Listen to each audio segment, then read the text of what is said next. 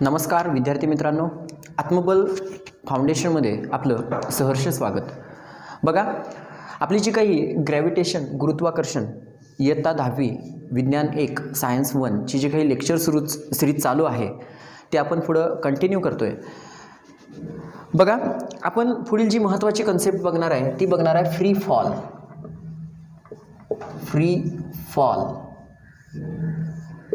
किंवा त्याला आपण मुक्त पतन असं देखील म्हणू शकतो. काय म्हणू शकतो? मुक्त पतन.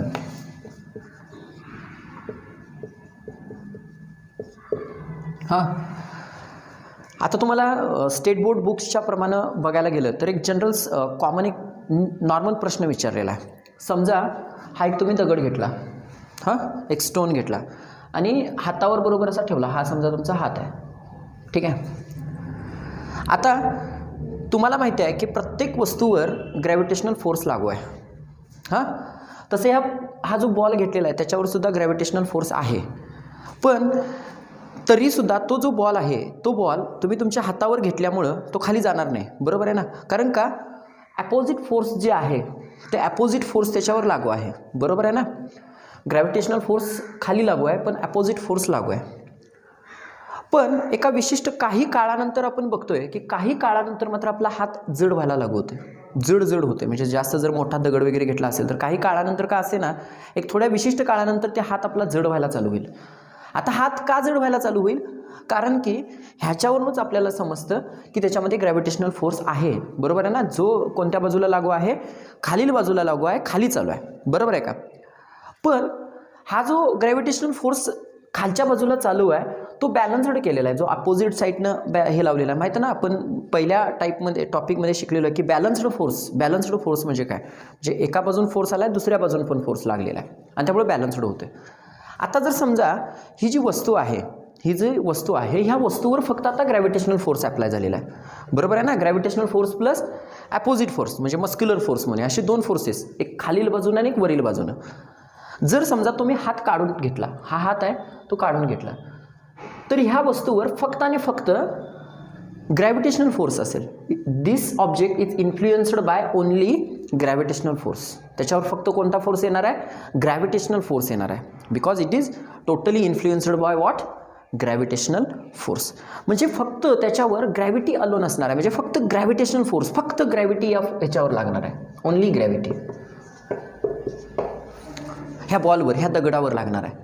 आणि जर समजा मी तो हात काढलेला आहे तर तो जो बॉल आहे किंवा दगड आहे तो खाली यायला चालू होईल only because of gravitational force. आणि अशी जी कंडिशन की ज्यामध्ये ती वस्तू फक्त आणि फक्त ग्रॅव्हिटेशनल फोर्सच्या इन्फ्लुएन्सनं खाली येत असते, म्हणजे अर्थकडे येत असते, ती condition, this condition is known as free fall. त्यालाच काय म्हटलं जातं? फ्री फॉल असं म्हटलं जातं. आता जरी आपण फ्री फॉल ही कन्सेप्ट बघतोय, समजा इथं पृथ्वी आहे आणि फार उंचीवर समजा इथं दगड आहे. हां, दगडाला पहिला मी असं हातानं धरलेलं आहे आणि काही विशिष्ट काळानंतर मी त्याला सोडला. विशिष्ट काळानंतर सोडल्यानंतर फक्त त्याच्यावर ग्रॅव्हिटेशनल फोर्स आहे, बरोबर आहे, खाली. पण तरीसुद्धा एअरचा रेझिस्टन्स आहे,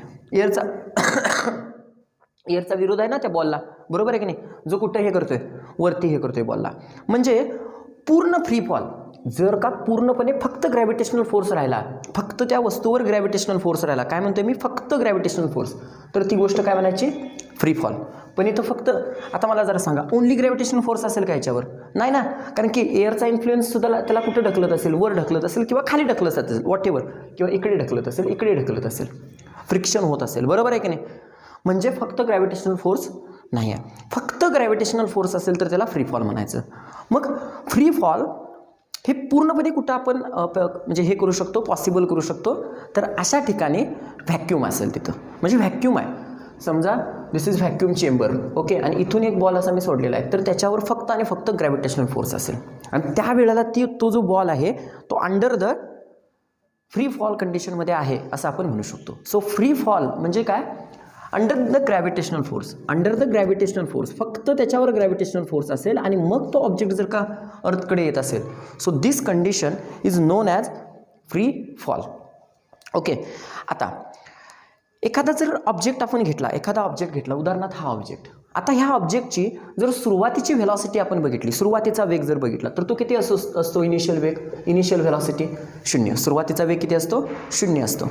आणि ज्यानंतर ज्यावेळी आपण फ्री फॉल केलेला आहे म्हणजे सोडला, समजा त्याच्यावर ग्रॅव्हिटेशनल फोर्स लागू झाला तर त्याचं ॲक्सिलरेशन किंवा त्याची व्हेलॉसिटी हळूहळू इन्क्रीज होत जाणार आहे विथ रिस्पेक्ट टू टाईम. म्हणजे टाईम जसा वाढेल तशी त्याची व्हेलॉसिटी तर काहीतरी असणार आहे. ठीक आहे. आता समजा आणि अशा वेळेला बघा ती जी वस्तू आहे ती वस्तू मला जरा सांगा कुठे येत आहे. बघा मी काय व्यवस्थित सांगण्याचा प्रयत्न करतो आहे. ती जी वस्तू आहे आता इथं इनिशियल व्हेलॉसिटी तिची किती आहे? 0 आहे, 0 आहे. आणि ती जी वस्तू आहे ती कुठे यायला लागलेली आहे? आता पृथ्वीकडे यायला लागलेली आहे. बरोबर आहे. अशा वेळेला त्याचं ॲक्सिलरेशन वाढत येणार आहे की नाही? येणार आहे. बरोबर आहे. ॲक्सिलरेशन वाढत येणार आहे, प्लस होत येणार आहे, खाली खाली ॲक्सिलरेशन येणार आहे, पृथ्वीकडे ओढलेली आहे. त्यामुळे ते आपण जी, बरोबर आहे ना, ॲक्सिलरेशनलाच आपण काय म्हणतो? जी म्हणतो. ह्याच्या पार्टमध्ये आपलं झालेलं आहे. ठीक आहे. आता जर समजा मी हा बॉल इथं ठेवायच्या ऐवजी इथं ठेवला, इथं म्हणजे कुठं पृथ्वीच्या सरफेसवर ठेवला, तर पृथ्वीच्या सरफेसवर असताना इथं सुद्धा त्याची इनिशियल व्हेलॉसिटी काय असेल? समजा 0 आहे असं धरूया आपण, u = 0 आहे. पण तो जो मी बॉल समजा असा उंच बॉल फेकला, आता समजा बॉल इथं आहे, मला सांगा त्याच्यावरचं लागणारं ग्रॅव्हिटेशनल फोर्स कुठं लागलेला आहे? खाली. म्हणजे ग्रॅव्हिटेशनल ॲक्सिलरेशन त्याचं कुठं लागलेलं आहे? खाली. म्हणजे त्याची व्हेलॉसिटी हे बघायची आहे पुढं कन्सेप्ट आपल्याला. त्याची व्हेलॉसिटी जशी वर जाईल तशी काय होत जाणार आहे? कमी होत जाणार आहे. का? कारण की ग्रॅव्हिटेशनल फोर्स कुठं लागलेला आहे त्याला? खाली. म्हणून हे जे ग्रॅव्हिटेशनल फोर्स इथं असतं ते ग्रॅव्हिटेशनल ॲक्सिलरेशन निगेटिव्ह जी असं घेतलं जातं. लक्षात ठेवा. का? कारण की ती वस्तू ग्रॅव्हिटेशन फोर्सच्या विरोधात जात आहे. बरोबर आहे ना. आणि त्याची हळूहळू व्हेलॉसिटी कमी येत आहे. हे लक्षात ठेवणं गरजेचं आहे. कारण की तिथं आपण मागच्या वर्षी एक कन्सेप्ट शिकलेलं आहे, निगेटिव्ह ॲक्सिलरेशन. ते निगेटिव्ह ॲक्सिलरेशन तिथं घडत आहे. एक लक्षात ठेवा. ओके.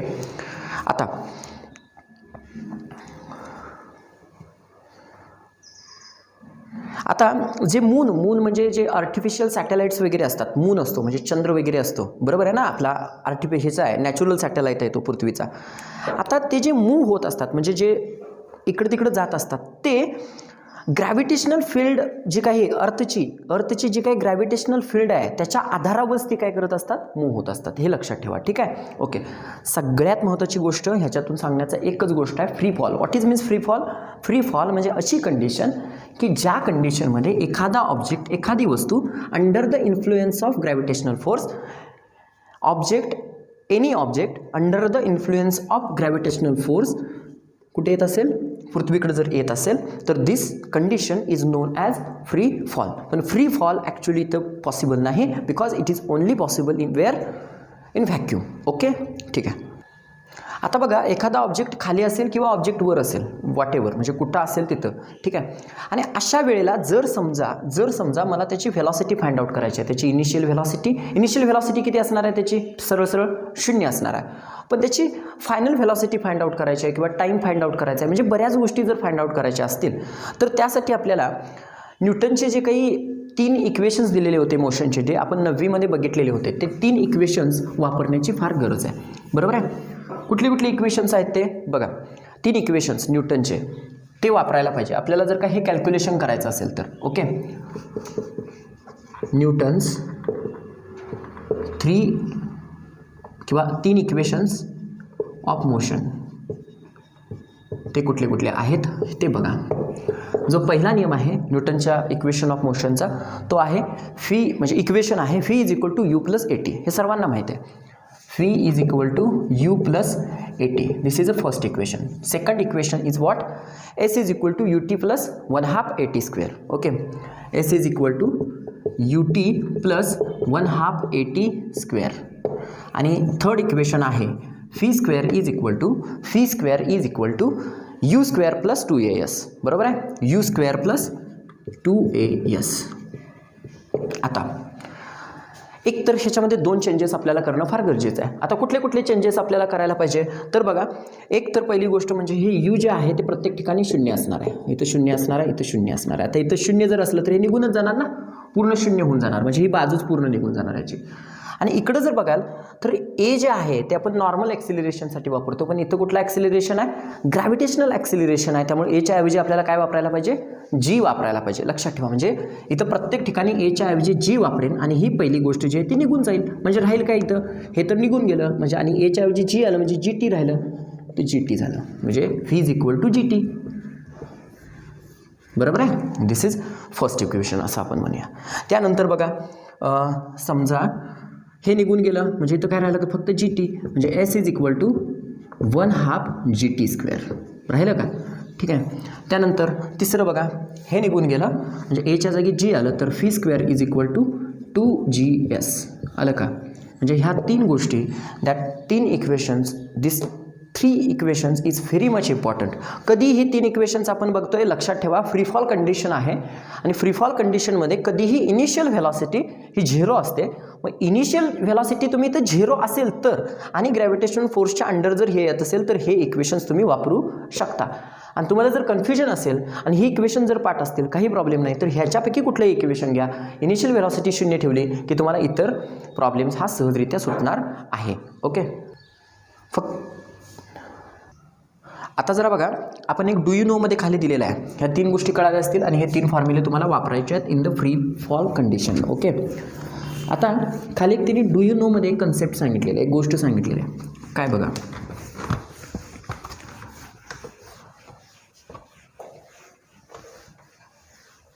बघा डू यू नो मध्ये त्यांनी एक कन्सेप्ट, एक गोष्ट सांगितलेली आहे. आता दिस इज अर्थ. ओके. आणि इथं ह्या ठिकाणी समजा मला ह्याच ठिकाणी पृथ्वीच्या बरोबर इथनं आणि इथनं समजा बॉल 2 टाकायचे आहेत. एक बॉल जरा मोठा आहे, एक जरा लहान आहे आणि दुसरा मोठा आहे. असा 2 बॉल टाकायचे आहेत. बरोबर आहे काय. एकाच ठिकाणी इथंच टाकायचे आहेत समजा. बरं हे ठिकाणी म्हणजे इथं जी, बरोबर आहे की नाही, स्मॉल जी म्हणजे ही. आता मला जरा सांगा ह्या 2 बॉलना कोण पृथ्वीकडे ओढणार आहे ग्रॅव्हिटेशनल फोर्स, बरोबर आहे की नाही. बरं ग्रॅव्हिटेशनल फोर्सनं ह्यांना ओढल्यामुळे याच्यामध्ये काय येणार आहे, ग्रॅव्हिटेशनल ॲक्सिलरेशन. हे तर मान्य आहे, ग्रॅव्हिटेशनल ॲक्सिलरेशन येणार आहे. आता जे ग्रॅव्हिटेशनल ॲक्सिलरेशन म्हणजे जी, बरोबर आहे. जीचा फॉर्म्युला काय, G into mass upon R square. Okay. आता मला जरा सांगा ह्याचं मास काहीतरी वेगळं असेल, ह्याचं मास काहीतरी वेगळं असेल, पण हा जो स्मॉल जी आहे हो हा ह्याच्या पण मासवर अवलंबून नाही ना, ह्याच्या पण मासवर अवलंबून आहे. कारण की हा जो जी आहे हा ग्रॅव्हिटेशनल कॉन्स्टंट जो कॉन्स्टंट असतो सगळीकडं. मास ऑफ दी अर्थ आहे आणि R this is a radius of the earth आहे. म्हणजे कुठेही ह्यांच्या मासचा संबंध येत नाही. याचा अर्थ काय, ह्या दोघांच्यावर सुद्धा सेम ग्रॅव्हिटेशनल ॲक्सिलरेशन लागते. सेम ग्रॅव्हिटेशनल ॲक्सिलरेशन लागते. याचा अर्थ काय, ह्या दोन्ही वस्तू, ह्या दोन्ही ऑब्जेक्ट पृथ्वीकडं सर्वसाधारणपणे 9.8 मीटर पर सेकंद एवढ्या स्पीडनं खाली येणार, ओढणार, खेचणार दोन्ही पण वस्तूंना. मग जर ह्या दोन्ही पण वस्तूंना एकत्र खेचणार एकाच ह्याच्यापासून एकाच बरोबर अंतरावरनं, एकाच अंतरावर ठेवलेले आहेत, बरोबर आहे. तर या दोन्ही पण वस्तू जरी लहान असली जरी मोठी असली तरी एका वेळेस काय व्हायला पाहिजे, पृथ्वीवर व्हायला पाहिजे.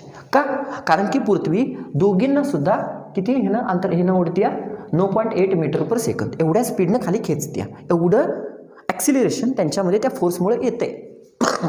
बरोबर आहे. म्हणजे व्हेलॉसिटी आहे त्यांची मुळात metre per second square, sorry acceleration आहे. बरोबर आहे. आता मला एक व्यक्ती होता, ज्या व्यक्तीचं नाव आहे गॅलिलिओ. गॅलिलिओनं 1590 मध्ये, काय आहे व्यक्तीचं नाव, त्या गॅलिलिओ. ह्या गॅलिलिओनं 1590 मध्ये, ह्या गॅलिलिओनं 1590 मध्ये एक एक्सपेरिमेंट केला इटालियन सिटी ऑफ पिसामध्ये. इटालियन सिटी ऑफ पिसामध्ये एक एक्सपेरिमेंट केला. आता हा नेमका एक्सपेरिमेंट काय होता, जरासं लक्ष द्या, महत्त्वाचा आहे. हा महत्त्वाचा एक्सपेरिमेंट नेमका काय होता की त्यानं 2 असे म्हणजे आपण असं धरूया की बॉल घेतले, 2 बॉल घेतले जे वेगवेगळे मासचे होते. 2 ऑब्जेक्ट घेतले जे वेगवेगळ्या मासचे होते. ओके. किंवा बॉल घेतले, आपण काहीही घेतलं, काही प्रॉब्लेम नाही आहे. ओके. आणि ते दोन्ही एका वेळेस वरनं खाली सोडले तर ते एका वेळेस खाली आले. ठीक आहे. ओके. म्हणजे जे त्याला म्हणायचं होतं सेम टाईमला खाली आले. याचा अर्थ काय, ह्या दोघांच्यावर सुद्धा सेम जी लागलेला आहे, असं गॅलिलिओनं तिथं हे केलं. म्हणजे आपल्याला जरी वाटतंय की एक हलकी वस्तू सोडली आणि एक जड वस्तू सोडली तर दोन्ही एका वेळेस खाली येणार काय, अहो दोन्हींच्यावर सुद्धा ग्रॅव्हिटेशनल ॲक्सिलरेशन सेम आहे. याचा अर्थ ॲज पर द थिअरी ते दोन्ही गोष्टी एकत्र खाली यायला पाहिजेत. बरोबर आहे की नाही. पण नंतर काही काळानंतर असं आपण बघितलं की अनेक छोटे मोठे एक्सपेरिमेंट करायला चालू झाले. समजा आता ह्याच्याऐवजी हे कळालं तुम्हाला दोन्ही गोष्टी एकत्र खाली येणार का, कारण की जीची किंमत दोन्हींच्या कशी आहे, सारखी आहे. स्मॉल जीची एकत्र किंमत आहे, दोन्हींना सुद्धा एकत्रच एकाच फोर्सनं ओढलं जाणार आहे. ठीक आहे. आता समजा दिस इज अर्थ, इथं एक समजा असं पंख घेतलं कसलं तरी छोटं, कशाचं हे फिदर घेतलेलं आहे, म्हणजे कसलाही एक पंख घेतलं समजा, किंवा कोंबडीचं हे घेतलं पंख घेतला असं धरूया, आणि एक मोठा असा बॉल घेतला गट्टा, किंवा ते कापसाचा गोळा घेतला. जरा हा कापसाचा गोळा घेतला, जरा छोटासा हा कापसाचा गोळा घेतला, आणि हा लोखंडाचा गोळा घेतला. आता जर का ह्या दोन्ही वस्तूंना आपण एकत्र खाली सोडलं, सर्वसाधारणपणे विचार करा, तर दोन्ही गोष्टींना एकत्र खाली सोडल्यानंतर मला सांगा दोन्ही वस्तूंच्यावर सुद्धा हे ग्रॅव्हिटेशनल ॲक्सिलरेशन कसं लागलेलं आहे, सेम लागलेलं आहे. याचा अर्थ दोन्ही वस्तू एकत्र पृथ्वीवर यायला पाहिजेत का नाही. पण ते दोन्ही वस्तू एकत्र पृथ्वीवर येतात का, नाही येत. का येत नाहीत दोन्ही वस्तू पृथ्वीवर येत, कारण की सगळ्यात महत्त्वाची गोष्ट जी असते ती म्हणजे ही जी वस्तू आहे, ही वस्तू म्हणजे काय, कापसाची वस्तू, हा जो कापूस आहे बरोबर आहे, आणि हे लोखंड आहे, असं आहे लोखंड आहे. इथं एअर असणार आहे मध्ये, बरोबर आहे की नाही, मध्ये एअर असणार आहे, आणि एअरमधनं आता ह्या कापसाला एअर रेजिस्टन्स होणार आहे, किंवा ह्याच्यावर बॉयन्सी फोर्स येणार आहे, किंवा ह्याच्यावर फ्रिक्शनल फोर्स येणार आहे, ह्याच्यावर पण तो फोर्स येणार आहे. पण हे लोखंडाचा मोठा गोळा असल्यामुळे हा ज्याचं मास जास्त असल्यामुळे हा काय करणार आहे, त्या फ्रिक्शनल फोर्सला अपोज करत पटापट पृथ्वीकडे जाणार आहे. मात्र ह्याच्यावर जरा जास्त ते येणार आहे. मुळात ग्रॅव्हिटेशनल फोर्स जो आहे तो दोन्हींच्यावर कसा लागला आहे, सेम लागला आहे. ग्रॅव्हिटेशनल ॲक्सिलरेशन जर विचार केला तर दोन्हींचं कसं असायला पाहिजे, सेम असायला पाहिजे. पण मी काय म्हणते समजलं ना, पण ह्याच्यावर जरा अपोज एक्स्ट्रा बाहेरचा फ्रिक्शनल फोर्सचा वगैरे एक्स्ट्रा लागत असल्यामुळं हा सेम वेळेला खाली येणार नाही, हा मात्र त्याच्या आधी खाली येणार. पण हाच जर एक्सपेरिमेंट, हे जे आता आपण बघितलेलं आहे, हाच जर एक्सपेरिमेंट आपण व्हॅक्यूममध्ये केला, इन द व्हॅक्यूम म्हणजे हा व्हॅक्यूम चेंबर घेतला. व्हॅक्यूम चेंबर म्हणजे अशी गोष्ट जिथं एअर नाही. व्हॅक्यूम म्हणजे अशी गोष्ट ज्याला मराठीमध्ये निर्वात पोकळी असं म्हटलं जातं, जिथं काहीच नाही म्हणजे निर्वात पोकळी, बरोबर आहे. अशा कंडिशनमध्ये काय होणार आहे जरा असं बघा. अशा कंडिशनमध्ये एकच काम होणार आहे, जो कापूस आहे आणि लोखंड आहे, दुसऱ्या बाजूला लोखंड आहे, बरोबर आहे. कापूस आहे, दुसऱ्या बाजूला लोखंड आहे, इथं निर्वात पोकळी असल्यामुळे दोन्हींच्या सुद्धा जीची ग्रॅव्हिटेशनल ॲक्सिलरेशन किंवा ग्रॅव्हिटेशनल फोर्स सेम लागत असल्यामुळे जीची व्हॅल्यू सेम असल्यामुळे दोन्हींच्यासाठी सुद्धा हे दोन्ही सुद्धा एकाच वेळेस खाली येणार आहेत, सेम टाईममुळे खाली येणार आहेत. This is very much important concept. Okay, मुळात दोन्ही गोष्टी एका वेळेस खाली यायला पाहिजे, पण एका वेळेस खाली येत नाहीत का, कारण की त्याच्यावरचा असलेला other forces, other frictional force वगैरे लागलेला असल्यामुळं. ठीक आहे. पण थेरॉटिकली दोन्ही सुद्धा एका वेळेस खाली यायला पाहिजे, कारण की ह्या जीची किंमत त्यांच्या मासवर अवलंबून नसते. ओके, आता जरा बघा, आपण पुढच्या जे पेज नंबर 12 आहे तुमच्या बुक्समधलं, त्याच्यामध्ये सॉल्व एक्झाम्पल्स 2 दिलेले आहेत. त्याच्यापैकी पहिलं एक्झाम्पल सोडवणार आहे. आता ते पहिलं एक्झाम्पल सोडवायच्या अगोदर एक लक्षात ठेवा, ह्या चॅप्टरमध्ये काही बेसिक महत्त्वाचे फॉर्म्युलेज आहेत. ते फॉर्म्युलेज माहीत असणं गरजेचं आहे. एक म्हणजे तो ग्रॅव्हिटेशनल कॉन्स्टंटचा तो आपण बघितला आहे, परत आणि नंतर बघणार आहे, काय प्रॉब्लेम नाही. कुठला, हा F = G m1 m2 d², हा एक फॉर्म्युला. हा माहिती पाहिजे, म्हणजे तुम्हाला जी समजा जी नाही काढायला लावतील, F फोर्स काढायला लावतील मॅक्झिमम वेळेला. ओके, हा फॉर्म्युला त्यावेळेला माहीत पाहिजे. आणि आत्ता बघितलेला हा एक फॉर्म्युला कुठला, G = G × m/r², हा एक फॉर्म्युला. हे 2 फॉर्म्युले माहीतच पाहिजे. हे बेसिक 2 फॉर्म्युले आहेत महत्त्वाचे. ओके, ह्या चॅप्टरमधले. त्याचबरोबर आणखीन गोष्टी माहिती पाहिजे, म्हणजे आता विचारले काय हे पण गरजेचं आहे. हे माहिती पाहिजे म्हणून काय कुठं पण वापरायला पाहिजे अशातला अर्थ नाही. विचारलं काय ते पण महत्त्वाचं आहे. आणि जे न्यूटनचे इक्वेशनचे 3 नियम आहे, इक्वेशन्स आहेत 3, ती माहिती पाहिजेत, महत्त्वाची आहेत ह्या चॅप्टरसाठी, लक्षात ठेवा. ओके, काय आहेत ती, phi = u + at, त्यानंतर s = ut + 1/2 at², आणि त्यानंतर phi² = u² + 2as. ही 3 इक्वेशन पाठ पाहिजे, प्रश्नच नाही, माहीत पाहिजे. ह्या 3 इक्वेशनचं कशी आलेत ही 3 इक्वेशन हे मागील वर्षी तुम्ही बघितलेलं आहे, त्याला डिराईव्ह करून घेतलेलं आहे, बघितलेलं आहे तुम्ही. ठीक आहे, प्रत्येक इक्वेशन ह्याच्यातलं. आता जर सर्वसाधारणपणे तुम्ही विचार करायला गेला, हे जे फर्स्ट इक्वेशन आहे, हे जे पहिलं इक्वेशन आहे, हे व्हेलॉसिटी आणि टाईम ह्यांच्यातलं रिलेशन सांगतं. व्हेलॉसिटी आणि टाईम ह्यांच्यात काय रिलेशन आहे ते सांगतं. जे दुसरं इक्वेशन आहे ते डिस्प्लेसमेंट आणि टाईम ह्यांच्यातलं रिलेशनशिप सांगतं. ओके. आणि जे तिसरं इक्वेशन आहे ते व्हेलॉसिटी आणि डिस्प्लेसमेंट ह्यांच्यातलं रिलेशन सांगतं. आता मागील वर्षी तुम्ही डिस्टन्स आणि डिस्प्लेसमेंट ह्याच्यामध्ये सुद्धा डिफरन्स काय असतो ते पाहण्याचा प्रयत्न केला, ते माहीत आहे सर्वांना. ओके. आता त्याचबरोबर सगळ्यात महत्त्वाची गोष्ट अशी आहे ती म्हणजे ह्या गोष्टी, ओके, ह्या गोष्टी तर आपल्याला माहीतच पाहिजेत, पण जर बेसिकपासून आपल्याला हे सायन्स हे करायचं असेल तर आमची जी बॅच आहे NTSC साठीची,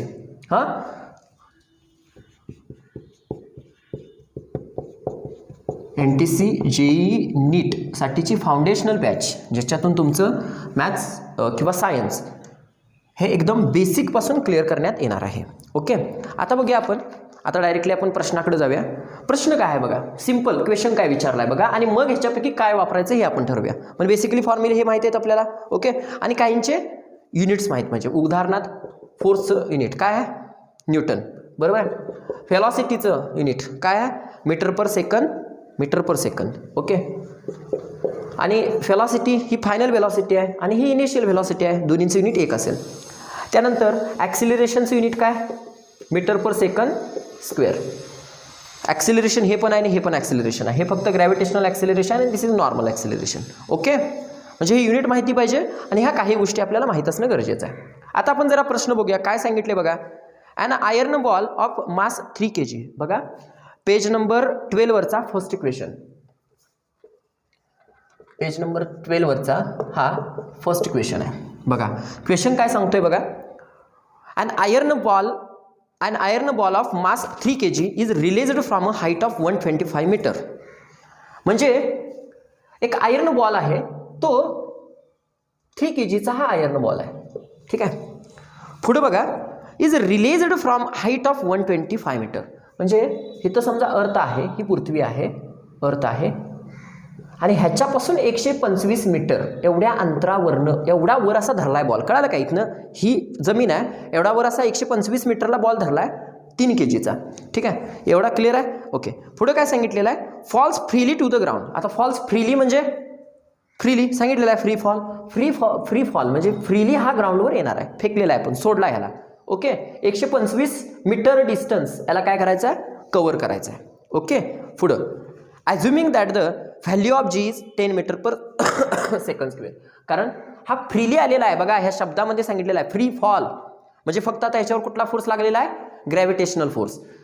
आणि ह्याच्यावर जीची किंमत जी आहे ती फक्त त्यांनी किती हे करायला सांगितलेलं आहे, अजून सांगितलेलं आहे 10 metre per second square. Okay. आता जरा बघा, मला पहिली गोष्ट त्याच्यातली फाइंड आउट करायची आहे, फर्स्ट थिंग काढायची आहे, ती म्हणजे मी इथं काढतो. ओके. हा प्रश्न कळाला असेल सगळ्यांना, हाच गिवन डाटा आहे समजूया आपण. ओके. पण लिहित असताना तुम्ही लिहा, व्यवस्थित लिहा की this is a mass of ball M, बरोबर आहे का. त्यानंतर हाईट म्हणजे काय हो, डिस्टन्स. हाईट म्हणजे डिस्टन्स म्हणजेच काय, डिस्प्लेसमेंट. इथं हाईट डिस्टन्स आहे का, डिस्टन्स एस, म्हणजे हे काय आहे, S is equal to S. आणि हे जी आहे, म्हणजे जी आहे आपल्याकडे, एस आहे आपल्याकडे, मास आहे आपल्याकडे, एम आहे आपल्याकडे. ओके. एवढ्या तरी गोष्टी ठीक आहेत. आता पुढे बघा काय सांगितलेलं आहे तुम्हाला. Time taken by the ball to reach the ground. हा बॉल ग्राउंडवर येण्यासाठी किती टाइम घेईल, हा प्रश्न तुम्हाला विचारला आहे. टाइम टेकन किती टाइम घेईल तो. ओके. टाइम टेकन म्हणजे टी काढायचा आहे तुम्हाला, बरोबर आहे की नाही. आता टी काढण्यासाठी तुम्ही याच्यापैकी कुठला फॉर्म्युला वापरू शकताय, विचार करा. बघा इथं ह्या एक्झाम्पलमध्ये, ह्या फॉर्म्युल्यामध्ये, आता ह्यांचा तर प्रश्नच येत नाही, विचार करा. इथं कुठं टी आहे का या दोन एक्झाम्पल्समध्ये, टी यांच्या आधारे आपण काढू शकतो काय, नाही, कारण ह्याच्यातल्या काही गोष्टी आपल्याकडे दिल्यात काय डाटामध्ये, नाही तर हे कसं वापरायचं, काही गरजच नाही ना. आपण ह्या तिन्ही इक्वेशनपैकी आता एक इक्वेशन वापरायचं आहे. आता ह्याच्यापैकी पहिलं इक्वेशन आपण वापरलं बघा. पहिलं इक्वेशन बघूया आपण. हे टी आहे, इथं ए आहे, यू आहे, व्ही आहे. मला जरा सांगा ही इथं टी बरोबर आहे काढायचं आहे, पण इथं यू म्हणा व्हेलॉसिटी वगैरे कुठे दिलेली आहे का? नाही. त्यामुळं हे इक्वेशन वापरायची काही गरज नाही. पण ह्याच्या आधी मी सांगितलेलं होतं ह्या इक्वेशन कुणाचं रिलेशन आहे? डिस्प्लेसमेंट आणि टाईमचं सांगितलं होतं का? आणि डिस्प्लेसमेंट आणि टाईम काढायचं ना आपल्याला, बरोबर आहे की नाही? म्हणजे हे सेकंड इक्वेशन जे आहे ते तुम्ही वापरू शकता.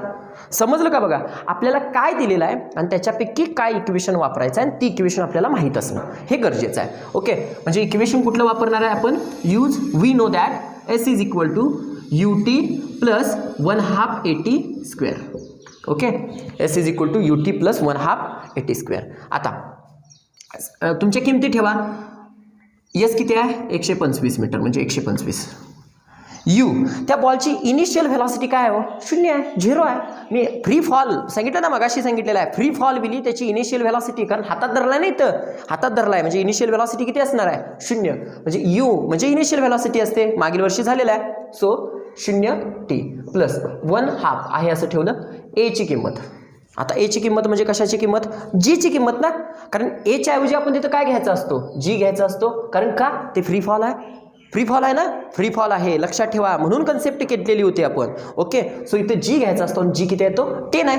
इथं दिलेलं आहे आपल्याला एक्झाम्पलमध्ये. इंटू टाईम टेकन आपल्याला काढायचा आहे टी स्क्वेअर. काय अडचण आहे इथंपर्यंत? आपल्याला टीच तर तो काढायचा आहे ना. ओके, आता बघा हे तर निघून गेलं, हे तर निघून गेलं, त्यामुळे राहिलं काय बघा? 125 is equal to 1/2 into 10 into T square. Okay, बेक के बे पंचे 10. ओके, म्हणजे राहिलं काय? 125 125 is equal to 5t square, 5t square. Okay, आता जर का इथं टी स्क्वेअर काढायचं असेल तर कसं काढणार आपण? 125 भागिले 5 करून. 125 भागिले 5 का? हा गुणिले आहे, तिकडे गेले की भागिले होते. 125 भागिले 5. सो 5 के 5, 5 दुनी 10, 5 5 25 म्हणजे किती?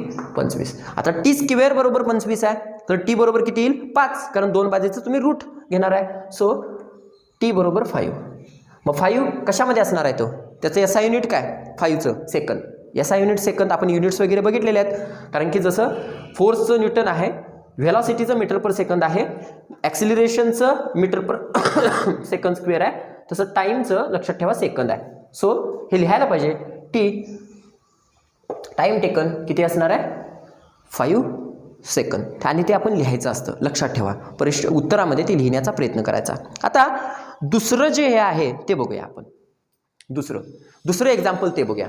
आपल्याला टी मिळाला आहे, आपल्याकडे यस आहे, म्हणजे आपल्याकडे बऱ्यापैकी ह्याच्यातल्या काही गोष्टी आहेत आपण बघतोय. बघा दुसरा पॉईंट त्याच्यातला असा सांगितलेला आहे बघा, इथं सोडवतो मी. हां, हे पहिलं झालं. ओके, दुसरं असं सांगण्यात आलेलं आहे तुम्हाला की velocity of the ball on reaching the ground.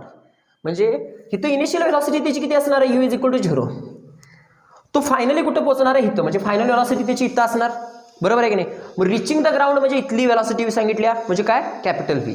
Capital V तुम्हाला काढायला सांगितलं, हे तर कळते ना.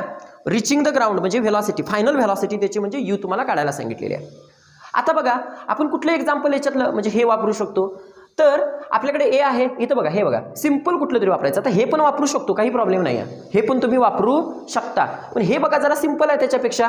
तुम्हाला व्ही काढायचं आहे, नाही हे कसं वापरणार? हे तर व्ही नाहीच आहे ना, तर कसं वापरणार? नाही वापरू शकत, बरोबर आहे की नाही? हे वापरू शकता बघा तुम्ही, हे पण गरज नाही, त्याच्यापेक्षा हे सिंपल आहे. काय आहे? V is equal to U plus AT. बघा सेकंड हे काढायचं आहे तुम्हाला, व्हेलॉसिटी काढायची आहे, तर तुम्ही कुठलं वापरू शकता? वी यूज न्यूटन्स लिहायचं तिथं, Newton second equation of motion. न्यूटनचं ते सेकंड इक्वेशन आहे, हे दुसरं सॉरी फर्स्ट इक्वेशन आहे. काय आहे ते? V is equal to U plus eighty.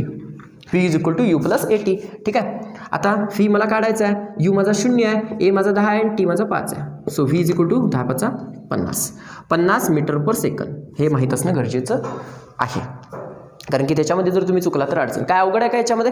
काहीच अवघड नाही आहे, फक्त मला काय दिलेलं आहे आणि मला काय काढायचं आहे हे माहीत असणं फार गरजेचं आहे. आता पुढचा प्रश्न जरासा बघा, पुढचा क्वेश्चन्स जरा बघा काय सांगितले बघा. त्याच्यामध्ये त्यांनी प्रश्न असा सांगितलाय की the height of the ball at the half time it takes to reach the ground. म्हणजे समजा आता एकूण किती सेकंद लागतात हो इथनं इथे यायला किती सेकंद लागतात? 5 सेकंद. 5 सेकंद लागतात, बरोबर आहे की नाही. आता त्यांनी प्रश्न काय विचारलाय, 5 सेकंद लागतात, 5 सेकंदामध्ये किती मीटर अंतर पूर्ण करते ते 125 मीटर. तर तर अर्ध्या सेकंद म्हणजे अर्ध्या हाफ टाइम मध्ये म्हणजे 2.5 सेकंदामध्ये, 2.5 सेकंद हाफ टाइम म्हणजे किती 2.5 सेकंद, 2.5 सेकंदामध्ये तो जो बॉल आहे तो ग्राउंड पासून नेमका किती लांब असेल, त्याची उंची किती असेल. आता तुम्ही काय म्हणाल 125 मीटर म्हणजे त्याच्या हाफ केले की डायरेक्ट उत्तर आलं, बरोबर आहे की नाही. म्हणजे समजा 5 सेकंदामध्ये जर का 125 मीटर असेल तर हाफ टाइम मध्ये तेवढं नाही आहे. का नाही तसं, एवढं याचं कारण एवढंच आहे कारण की त्या बॉलमध्ये ऍक्सिलरेशन व्हायला लागले, बॉल ऍक्सिलरेटेड व्हायला लागले ना. ऍक्सिलरेशन म्हणजे काय, व्हेलॉसिटी त्याची चेंज व्हायला लागली, व्हेलॉसिटी त्याची एकसारखी राहत नाही. पहिल्यांदा समजा जराशी कमी आहे धरा, नंतर वाढणार, फास्ट येणार बॉल, लक्षात आलं का, त्याची व्हेलॉसिटी सारखी चेंज व्हायला लागली म्हणजे त्याच्यात ऍक्सिलरेशन जनरेट व्हायला लागले. त्यामुळं तो सेम डिस्टन्स सेम टाइम मध्ये कव्हर करणार नाही आहे, त्यामुळं डायरेक्टली हाफ करून चालणार नाही. मला वाटतं समजलेलं असेल तुम्हाला, ठीक आहे. सो किती टाइम मध्ये आता मला काढायचं आहे बघा, मी इथं सोडवतो प्रश्न. टी इज इक्वल टू मला किती घ्यायचा, 5/2 हाफ घ्यायचा आहे ना, बरोबर आहे की नाही, कारण की हाफ टाइम मध्ये किती आहे ते काढायचं आहे मला वरनं. 5/2 is equal to 2.5 second. Okay, आणि मला काढायचं काय आहे, किती डिस्टन्स ट्रॅव्हल करतोय, काढायचं डिस्टन्स आहे ना, म्हणजे यस डिस्प्लेसमेंट डिस्टन्स काढायचे आहे. म्हणजे यस आणि टीतलं कलेक्शन असलेला कोणतरी शोधायला पाहिजे, सेकंडच आहे ना, बरोबर आहे की नाही. सेकंड आहे ज्याचं यस आणि टीचं हे आहे कनेक्शन आहे. बघा म्हणजे मी सांगतोय ना सारखं सारखं की कुठलं यूज करायचं, तुमच्या समोर हे डोळ्यासमोर तुमच्या असलंच पाहिजे, त्यावेळेला तुम्हाला समजणार की त्या दोन्हीपैकी कुठलं यूज करायचं आहे आणि कधी यूज करायचं कधी यूज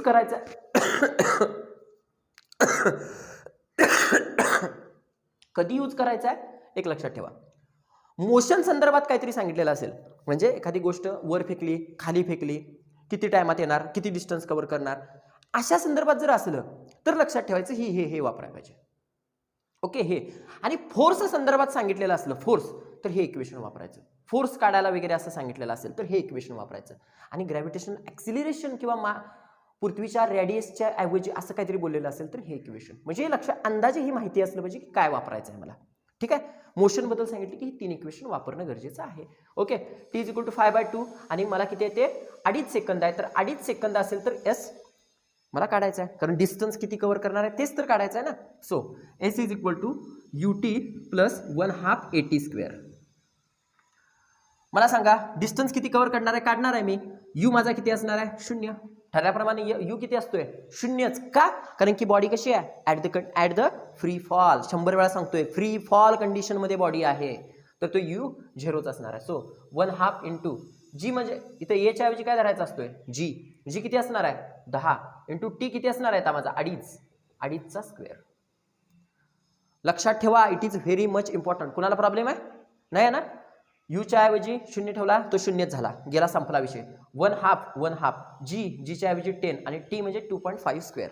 ओके, आता एस इज इक्वल टू बघा 1/2 into 10 into 2.5 square is equal to 25चा वर्ग करून घ्या. 25चा वर्ग किती 625, 25चा वर्ग 2.5 into 2.5 is equal to 625. Point नंतर एक आहे म्हणजे 6.25 आलं, बरोबर आहे की नाही, 2 पॉईंट 6.25. ओके, सो 1/2 गुणिले 10 गुणिले 6.25. काय प्रॉब्लेम आहे नाही ना, हे आहे असं फक्त पुढं मांडलं. सो बे पंचे 10 म्हणजे 6.25 गुणिले 5 हे तुम्हाला सोडवायला पाहिजे. हे तुम्ही जर सोडवलं बघा, करून बघा 6.25 गुणिले 5, इथं करू का 6.25 गुणिले 5, 5 5 25, हाच्याला 2, 5 2 10 11 12, हाच्याला 1, 6 5 30 आणि 31.25, बरोबर आहे. 31.25 उत्तर येणार आहे, 31.25 मीटर, म्हणजे हे उत्तर आलं 31.25 मीटर. आता 31.25 मीटर म्हणजे काय हे पण लक्षात ठेवा, this is not an final answer. का, कारण की हाफ टाइम मध्ये ही बॉडी हितनं सुटली तर 31.25 मीटर अंतर ती पार करणार, म्हणजे ग्राउंड पासून केवढी राहणार, ग्राउंड पासून 31.25, हे कळणं गरजेचं आहे. काय सांगितलं हे उत्तर कशाचं आलं, ते हितनं बॉडी सुटल्या, इनिशियल वेलॉसिटी हितनं बॉडी सुटल्या, बरोबर हाफ टाइम म्हणजे 2.5 सेकंदामध्ये फक्त अंतर केवढं पार करणार ती 31.25 मीटर, एवढं अंतर पार करणार. पण तिला एकूण अंतर किती पार करायचं होतं, मी इथं काढू का बघा, इथं हे पुस्तक, ओके इथं घेतो, इथं एस इज इक्वल टू किती आलं माझं 31.25 मीटर. मला एकूण अंतर तिचं पार किती करायचं होतं, एकूण खालीपर्यंत किती यायचं होतं 125, आणि त्याच्यातलं वजा किती अंतर केलं तिनं 31.25, आणि 125 मधनं जर का 31.25 तुम्ही वजा घालवलं तर उत्तर येते 93.75 मीटर. ठीक आहे, 93.75 मीटर. म्हणजे याचा अर्थ ग्राउंड पासून ती वस्तू अजून 93.25 मीटर अंतरावर आहे, हे लक्षात ठेवणं फार गरजेचं आहे. Okay, question solve out. आता बघा पुढील प्रश्न आहे, सेकंड एक्झाम्पल बघूया त्याच पेजवरचं, पेज नंबर 12 वरचं. ठीक आहे,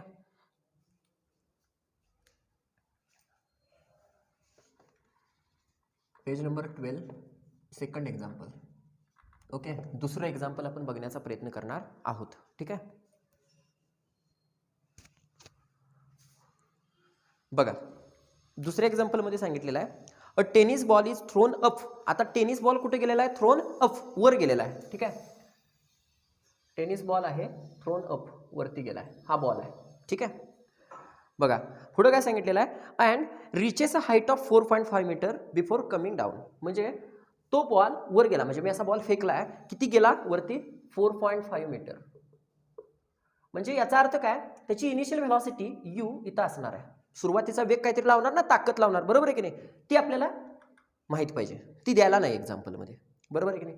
हे मी सांगितलेलं आहे मगाशीच्या आधी पण, हा बॉल इथनं फेकणार त्यावेळी सुरुवातीला ताकद लावणार, खालनं ताकद लावणार, बरोबर आहे की नाही. म्हणजे इनिशियल व्हेलॉसिटी काहीतरी असणार, इनिशियल व्हेलॉसिटी काहीतरी दिली तरच तो बॉलवर जाणार, बरोबर आहे की नाही. बॉल किती जाणार वर, 4.5 मीटर जाणार, आणि बॉल जाऊन इथं कुठेतरी थांबणार, म्हणजे इथं या ठिकाणी फायनल व्हेलॉसिटी असणार, आणि ती किती असणार, 0. क्लिअर आहे, इथंपर्यंत क्लिअर आहे. ओके, आता काय प्रश्न विचारलाय बघा, what was it's initial velocity. He you काढायला सांगितलेला आहे. पहिला प्रश्न, first question is initial velocity काढा. ओके, फी दिलंय, डिस्टन्स दिलंय, म्हणजे किती एस दिलंय बघा, म्हणजे गिवन डाटा इथंच आला, एस, एस म्हणजे डिस्टन्स ट्रॅव्हल्ड, बरोबर आहे. यू काढायचा आहे, फी, फायनल व्हेलॉसिटी 0 दिलेली आहे, ती गिवनच म्हणून द्यायची. ओके, त्यानंतर ए किंवा जी घ्या म्हणून सांगितलेलं आहे, ॲझ्युम करा, ते पण सांगितलेलं असतं एक्झाम्पलमध्ये, काय G is equal to 10 metre per second square. Simple पडण्यासाठी 10 दिलं जाते, लक्षात ठेवा. ओके, आता आपल्याला काय काढायचं आहे, यू म्हणजे इनिशियल व्हेलॉसिटी काढायची आहे. आता आपल्याला यू जर काढायचं असेल तर ह्या इक्वेशन्स पैकीच एक वापरायला पाहिजे. मला जरा सांगा, इथं कुठं टाइम दिलाय का हो, नाही दिलेला आहे, पण तरी सुद्धा यू काढायचा आहे, तर थर्ड इक्वेशन बघा, थर्ड इक्वेशन आपण डायरेक्टली वापरू शकतोय की, काय प्रॉब्लेम आहे, नाही. Use third equation of motion. Okay, first point आहे तो म्हणजे थर्ड इक्वेशन ऑफ मोशन, हे लिहायचं आहे बरं का, using Newton's third equation of motion. Okay, third equation वापरलं, जे काय आहे बघा, V square is equal to U square plus 2GS लिहितोय मी आता, 2GS का, कारण की ए आहे त्याच्याऐवजी आपण जी वापरू शकतो. ओके, आता आणि जीची किंमत आपल्याला तिथं दिलेली आहे, काही प्रॉब्लेम नाही आहे. व्ही स्क्वेअर म्हणजे काय, शून्याचा वर्ग, तो तर दिलायच ना, म्हणजे शून्यच आहे ना, तो व्ही तर दिलेला आहे ते घ्यायचं आहे, बाकी काही डोचकं चालवायची गरज नाही, किंवा तो शून्यच आहे, व्ही दिलायच मला. म्हणजे पहिला प्रश्न कळाला ना, पहिली बाजू. ठीक आहे, यू स्क्वेअर मला काढायचा आहे, त्यामुळे तुम्ही आहे असा घेतला, काढायचा नाही आहे तो माझ्याकडं, 2 इंटू जी आहे माझ्याकडं किती आहे 10 आहे, इंटू एस सुद्धा आहे माझ्याकडं किती आहे 4.05 मीटर. काही केलेलं नाही आहे, ते किमती फक्त ठेवण्याचा प्रयत्न केला, बस, बाकी काहीच नाही. बघा आता 0 आहे असं पहिला हे जरा सोडवून घेतो, चालेल, काही प्रॉब्लेम नाही. हा गुणाकार पहिला करून घ्या, काय आहे तो 4.05 इंटू 10 इंटू 10 केला तर कसं येणार आहे ते 0, म्हणजे इथं म्हणजे 40.50 येणार, बरोबर आहे का. ह्यांचा आणि यांचा गुणाकार 40.50 येणार ना, 1 पॉईंट तिकडं सरकणार, बरोबर आहे का. गुणिले 2 करा, 40.50 गुणिले 2, 2 0 0 5 2 10, 2 0 0 आणि 1 4 2 8, 2 पॉईंट सोडले म्हणजे 81. उत्तर किती आलं 81 आलं, बरोबर आहे का. ह्यांचा गुणाकार केलं तर म्हणजे यू स्क्वेअर अधिक 81, बरोबर आहे का. यू स्क्वेअर अधिक 81, याचा अर्थ असा आहे U square is equal to 81. U square इकडे घेतला, मायनस यू स्क्वेअर घ्यायची काही गरज नाही, कारण की तो कधी निगेटिव्ह नसतो, पॉझिटिव्हच राहणार आहे. निगेटिव्ह लावणार आहे काय, निगेटिव्हला घ्यायची काही गरज नाही आहे, बरोबर आहे की नाही. बघा मग यू स्क्वेअर लक्षात आलं ना, इथंपर्यंत कळालं काय.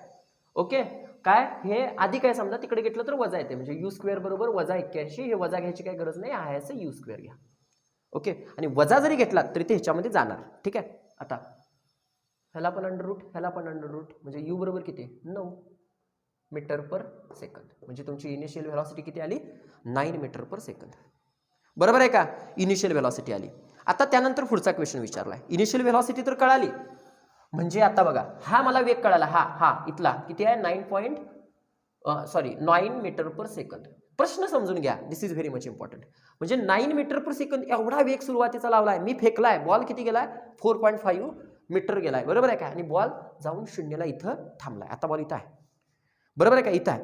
आता इथं बॉल आहे समजा, हे सोडून द्या, आता हे झालं ते पहिलं सोडून द्या सगळं. आता बॉल इथं आहे, इथं त्याचा काय असणार आहे, आता ते सुरुवातीचा वेग. आता इथनं परत सुरुवात करणार का नाही बॉल, लक्षात घ्या ना, बॉल खालनं असा वर आला, बरोबर आहे काय, खाली सुरुवातीचा वेग लावला, सुरुवात गेल्यानंतर परत तो अंतिम इथं आला, इथं आल्यानंतर आता थांबलाय बॉल, थांबला आणि नंतर आता इथनं सुरुवात करणार. मान्य आहे की नाही, सुरुवात कुठं करणार, खाली याला करणार. म्हणजे त्याची ही व्ही जी असणार आहे म्हणजेच यू असणार आहे. बरोबर आहे का, आता शून्य होणार आहे. लक्षात आलं ना, कारण हा त्याचा सुरुवातीचा वेग असणार आहे. अजूनही सांगतोय मी, काय सांगतोय बघा, जो बॉल आहे, बॉल घेतला, वर फेकला, बरोबर आहे काय, ताकदीनं फेकला, त्याचं त्यावेळेचं सुरुवातीचा वेग किती होता 9 मीटर पर सेकंद होता. बॉल गेला, इथं वर थांबला, इथं वर बरोबर थांबला, म्हणजे त्याची ती फायनल व्हेलॉसिटी झाली. फायनल व्हेलॉसिटी किती होती 0. आता इथं थांबलाय, बरोबर आहे की नाही. आता परत काय सांगितलं, तो बॉल परत येणार आहे. परत येणार म्हणजे इथनं सुरुवात करणार ना, वरनच का खालनं कुठनं सुरुवात करणार आहे, वरनं सुरुवात करणार म्हणजे कुठनं सुरुवात करणार, सुरुवात करतात तिथंच इनिशियल व्हेलॉसिटी धरतात, म्हणजे ती कोण आहे 0. का, एक ह्या बाजूनं आणि आता परत येणारं धरा लागली. हे लक्षात ठेवा, 100 वेळा सांगतोय, परत येणारं धरा लागली. आता परतीचं चाललंय सगळं. ठीक आहे. आता यू इज इक्वल टू परत 0 झाला. आणि आता बघा परत काय सांगितले मग आता त्यांनी पुढं, how much total time will take to come down. तर आता तो किती टाइम घेईल, म्हणजे टाइम टी किती घेणार आहे परत खाली येण्यासाठी. बरोबर आहे, त्याची इनिशियल व्हेलॉसिटी किती आहे हो, आता 0 आहे, हे लक्षात ठेवणं गरजेचं आहे. 0 आहे तर त्याची इनिशियल व्हेलॉसिटी. ओके, कारण सुरुवात त्याची 0 न झाली. आणि मला काढायचं काय आहे, टी काढायचं. माडे यस आहे का नाही, आहे. माडे मला जरा सांगा, यू आहे का नाही, स्मॉल आहे. इथं आहे का, आहे का, काढायला आहे की नाही. ओके, इक्वेशन यूज सेकंड बघा, यूज सेकंड इक्वेशन. ओके, काय ते, S is equal to U T plus N 1/2 AT square. हां, डिस्टन्स किती आहे, किती डिस्टन्स ट्रॅव्हल करायचं आहे त्याला परत येताना 4.05. यू 0च आहे म्हणजे हे 0च राहणार. मान्य आहे. ओके, त्यानंतर 1/2 AT, ATच्या ऐवजी जी धरला, जीची किंमत किती दिली आहे 10. टी किती आहे तो काढायचा आहे मला. हां, काढायचाच आहे ना मला तो. ठीक आहे. ओके, हे मी सरळ पुसून टाकतो, निघून गेलं. ओके, बेक के बे पंचे 10 म्हणजे 5t स्क्वेअर, म्हणजे काय 4.05 is equal to 5t square, is equal to 5t square. आता टी स्क्वेअर मला काढायचा आहे, तर भागिले इथं 5 करा. म्हणजे काय, मला जर का समजा इथं हे बघा इथंपर्यंत आलेलो आहे मी. ओके, आता पुढे बघा, मला टी स्क्वेअर जर काढायचं असेल तर 4.05 हे गुणिले 5 आहे, तर ते इकडे गेलं की काय होणार, ते भागिले 5 भागिले 5 करा. क्लिअर आहे इथंपर्यंत. ओके, काय करायचं असतं अशा वेळेला, सरळ भागाकार करून टाकायचं. हे आहे कुठं ते बघायचं नाही. 405 आहे असं धरा. ओके, सो 5 एके 5, 5 40 आणि 5 एके 5, 81 आलं. बरोबर आहे. पॉईंट किती सरकायचे आहेत, 1 2, 1 2 इकडं सरका, म्हणजे 0.81 हे आलं. 0.81 काय आलं, T square is equal to 0.81.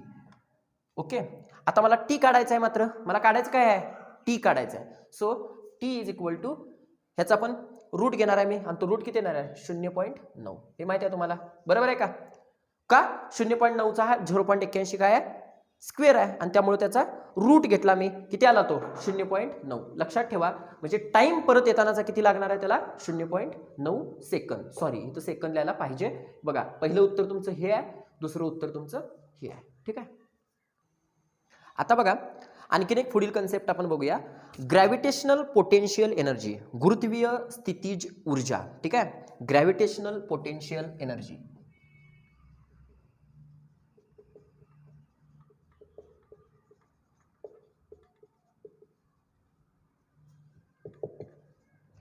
Okay, potential energy. गुरुत्वीय स्थितीज ऊर्जा. ठीक आहे, सॉरी एक मिनिट हां, सॉरी.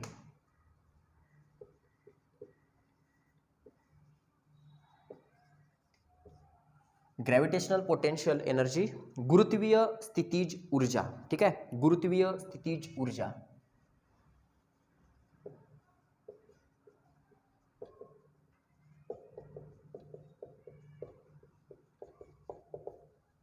आता ग्रॅव्हिटेशनल पोटेन्शियल एनर्जी नेमकी काय असते बघा. आपल्याला माहित आहे पोटेन्शियल एनर्जी काय असतं. पोटेन्शियल एनर्जी म्हणजे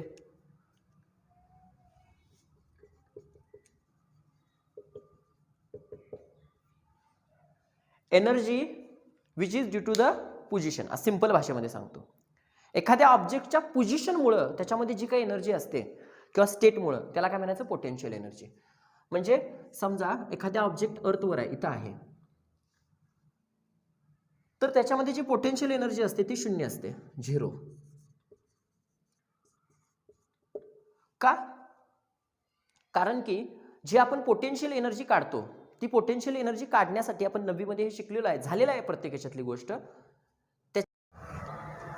ओके, आता पुढील महत्त्वाची जी आपण कन्सेप्ट बघूया ती म्हणजे एस्केप व्हेलॉसिटी, मुक्ती वेग.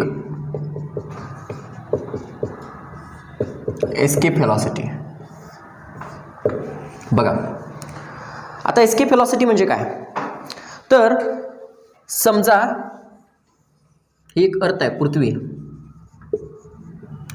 आणि हा एखादा ऑब्जेक्ट आहे, एखादी वस्तू आहे. ही वस्तू ऑब्जेक्ट ही पृथ्वीपासून समजा अशी अशी वर फेकली, अशी वर फेकली. हां, ही वर जात आहे, समजा वस्तू हळूहळू हळूहळू वर जात आहे. आपण फेकलेली आहे, पण त्याचबरोबर त्या वस्तूवर खालच्या बाजूने ग्रॅव्हिटेशनल फोर्स लागलेला आहे.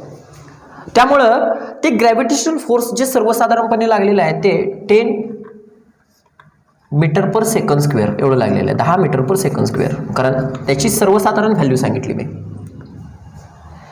ह्याचा अर्थ काय की त्या वस्तूला ही पृथ्वी स्वतःकडे ओढायला लागलेली आहे एवढ्या ॲक्सिलरेशननं. हां, एवढ्या ॲक्सिलरेशन ती ओढायला लागलेली आहे. आता त्या वस्तूला पृथ्वी स्वतःकडे ओढायला लागलेली असल्यामुळं त्या वस्तूची व्हेलॉसिटी म्हणजे वस्तू वर जायला बघायला लागलेली आहे, पण वस्तूला खाली पृथ्वी ओढायला लागलेल्या असल्यामुळं वस्तूची व्हेलॉसिटी हळूहळू कमी होत जाणार आहे. बरोबर आहे की नाही. आणि वस्तूची व्हेलॉसिटी हळूहळू कमी होत होत होत होत एका ठिकाणी φ=0 होणार आहे, म्हणजे ती 0 होणार आहे. आणि व्हेलॉसिटी तिथं 0 झाल्यामुळं ती वस्तू परत पृथ्वीच्या दिशेने यायला लागणार आहे. ठीक आहे, ही तर गोष्ट आपल्याला सिंपली माहीतच आहे की एखादी वस्तू आहे, एखादी वस्तू पृथ्वीपासून वर निघालेली आहे, वर जात असताना त्या वस्तूवर खालच्या बाजूने ग्रॅव्हिटेशनल फोर्स असतं आणि त्यामुळे त्या वस्तूची जी व्हेलॉसिटी आहे ती व्हेलॉसिटी काय व्हायला लागते, चालू कमी कमी होत जाते आणि कमी कमी होत जाऊन एका ठिकाणी ती v= म्हणजे तिची जी फायनल व्हेलॉसिटी आहे ती 0 होते आणि 0 झाल्यानंतर ती वस्तू परत पृथ्वीकडे यायला चालू होते, लागते. आता त्याचऐवजी समजा मी इथं वस्तू पृथ्वी, ही दिस इज अर्थ, पृथ्वी आहे, ही वस्तू आहे, ती वस्तू मी सोडली आणि मी ह्याच्या आधी सांगितल्याप्रमाणे समजा ती वस्तू अशा ठिकाणी गेली वर वर वर वर वर एवढ्या लांब गेली निघून जिथं g=0 आहे असं धरूया आपण, किंवा जिथं ग्रॅव्हिटेशनल फोर्स नाही अशा ठिकाणी गेली, तर त्या वस्तूवर खाली बाजूने लागणारे जे फोर्स आहे ते लागणार नाही आणि त्यामुळे ती वस्तू परत खाली येणार नाही. परत वस्तू खाली येणारच नाही ना. का? कारण की वस्तूवर जे ग्रॅव्हिटेशनल फोर्स आहे खाली बाजूला लागणार ते लागणारच नाही. ती वस्तू तेवढ्या अंतरावर गेलेली आहे. म्हणजे याचा अर्थ ही पृथ्वी आहे, ह्या पृथ्वीच्या भोवती असे एक ग्रॅव्हिटेशनल फील्ड आहे, त्या वस्तूचे म्हणजे पृथ्वीचं स्वतःचं ग्रॅव्हिटेशनल फील्ड आहे. ह्या ग्रॅव्हिटेशनल फील्डच्या एखादी वस्तू बाहेर गेली की तिच्यावर ग्रॅव्हिटेशनल फोर्स लागत नाही. म्हणजे ग्रॅव्हिटेशनल फोर्स लागत नाही म्हणजे काय, परत ती वस्तू परत खाली येत नाही. म्हणजे त्या डिस्टन्स, हे एवढं डिस्टन्स बाहेर पडायला लागते आणि हे डिस्टन्स बाहेर म्हणजे हे बाहेर जाण्यासाठी, ह्याच्यातनं वस्तू बाहेर जाण्यासाठी जी व्हेलॉसिटी लागते ती म्हणजे एस्केप व्हेलॉसिटी. पलायन वेग, मुक्ती मिळवण्यासाठीचा वेग, मुक्ती मिळवायची आहे स्वतःला, त्या वस्तूला स्वतः मुक्ती मिळवायची आहे. कशातनं?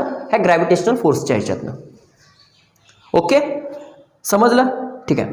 आता तुम्ही जर बघितलात तर आपण एक गोष्ट सांगितलेली होती की ह्या ग्रॅव्हिटेशनल फोर्समुळेच वातावरण जे आहे ते सुद्धा पृथ्वीवर आहे. आता कसं काय वातावरण आहे या पृथ्वीवर? कारण की ह्या पृथ्वीचा जर सर्वसाधारणपणे तुम्ही आसपास विचार केला तर वातावरण आहे, ॲटमॉस्फिअर आहे. ओके, ह्या ॲटमॉस्फिअरचा जर विचार केला तुम्ही तर ॲटमॉस्फिअर सुद्धा इकडे तिकडे वेगानं हलत असणार आहे, बरोबर आहे की नाही? म्हणजे ते एअर अशी फास्ट इकडे तिकडे जात असणार आहे. पण त्या हवेचा जो वेग आहे तो जर एस्केप व्हेलॉसिटी एवढा असला, विचार करा त्या हवेचा वेग केवढा आहे, एस्केप व्हेलॉसिटी एवढा आहे, तर ती हवा काय होणार आहे, ह्या कक्षेतनं बाहेर जाणार आहे, परत आत येणार नाही. म्हणजे एस्केप व्हेलॉसिटी, सिंपल भाषेमध्ये सांगतो, एस्केप व्हेलॉसिटी म्हणजे अशी व्हेलॉसिटी, असा मिनिमम वेग, कमीत कमी असा वेग, कमीत कमी तेवढा लागला पाहिजे जेणेकरून ती वस्तू ह्या कक्षेच्या बाहेर जाईल. लक्षात आलं? ठीक आहे. म्हणजे जर जनरली भाषेमध्ये सांगायचं झालं, एस्केप व्हेलॉसिटी म्हणजे मिनिमम इनिशियल व्हेलॉसिटी, अशी एक इनिशियल, सुरुवातीचा असा एक वेग, initial velocity with the help of which an object can overcome gravitational field. म्हणजे याचा अर्थ लक्षात ठेवा. इकडे बघा, समजा पृथ्वी आहे, एक वस्तू, ह्या दोन वस्तू आहेत, मी जरा फेकली आणि वस्तू इथं जाऊन परत थांबली, कारण माझ्यात ताकद कमी आहे, बरोबर आहे की नाही? ताकद कमी आहे, मी कमीच ताकदीनं इथनं फेकली ना, कमीच ताकदीनं फेकली, त्यामुळे इथं गेली आणि ती परत आली. आणि पृथ्वीची ग्रॅव्हिटेशनल फील्ड इथं होती, त्यामुळे पृथ्वीने तिला वळून घेतलं. समजा ह्या दुसऱ्या वस्तूला जरा फोर्स लावला ताकदीचा, एकदम म्हणजे मशिनरीज वगैरे ताकदीच्या आणल्या आणि फोर्स लावून त्या व्यक्तीला वरती फेकलं आणि ती डायरेक्टली गेली इथं, बरोबर आहे की नाही? आता इथं ग्रॅव्हिटेशनल फोर्स तर लागत नाही म्हटल्यावरती वस्तू आता ती परत येणार नाही, आत परत येणार नाही. मग हे वर जाण्यासाठी, हे एस्केप होण्यासाठी, इथनं बाहेर जाण्यासाठी इथं काहीतरी व्हेलॉसिटी लागल्या ना, बरोबर आहे की नाही? काहीतरी व्हेलॉसिटी लागल्या ना, इनिशियल व्हेलॉसिटी, सुरुवातीचा वेग, तो वेग म्हणजेच एस्केप व्हेलॉसिटी. समजलं? म्हणजे एखादी वस्तू बाहेर जाण्यासाठी जो सुरुवातीचा वेग लागतोय त्यालाच म्हणतात एस्केप व्हेलॉसिटी. ओके, आता त्याने तुम्हाला पुस्तकामध्ये देत असताना, एक प्रूफ करत असताना एक सिंपल भाषेमध्ये असं सांगितलेलं आहे बघा. मला वाटतं की ह्या दोन गोष्टी तुम्हाला क्लिअर असतील, समजलेल्या असतील. आता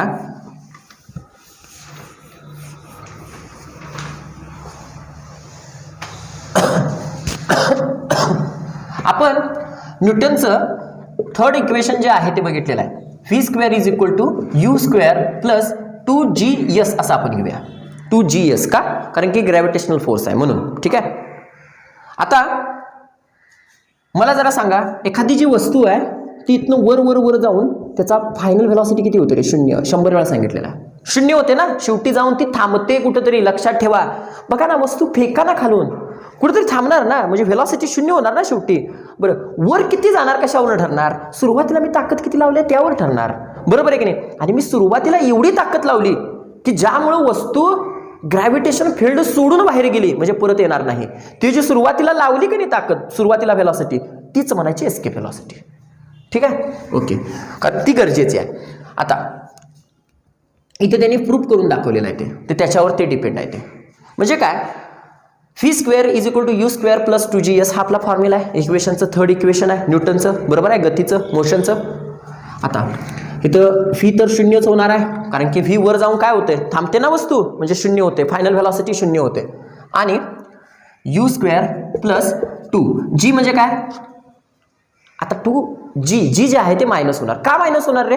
कारण की वस्तू मला सांगा कुठं निघाल्या, वर, आणि ग्रॅव्हिटेशनल फोर्स कुठं लागा लागले, खाली, उलट लागा लागले, म्हणून त्याला काय म्हणतात, निगेटिव्ह ॲक्सिलरेशन आहे, म्हणून ते स्मॉल g × s. s म्हणजे डिस्टन्स.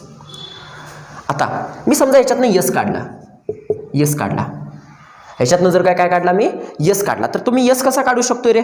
सिम्पली, मी जास्त हे करत बसत नाही, -u² / 2g, बरोबर आहे का? हे 2g गुणाकारात आहे ना, ते भागाकारात आलं. 2g जे गुणाकारात आहे ते भागाकारात आलं आणि हे आहे असं राहिलं, बरोबर आहे का? म्हणजे वजा झालं फक्त. ठीक आहे, एवढं काय हे करायची गरज नाही आहे त्याच्यामध्ये. पुढे बघा, ह्याचा अर्थ काय, ह्याचा अर्थ काय, ह्याचा अर्थ एकच आहे. हे डिस्टन्स आहे ना, ही इनिशियल व्हेलॉसिटी आहे ना, हे डायरेक्टली प्रोपोर्शनल आहे. हे काय आहे? डायरेक्टली प्रोपोर्शनल आहे. आणि हे इनव्हर्सली प्रोपोर्शनल आहे.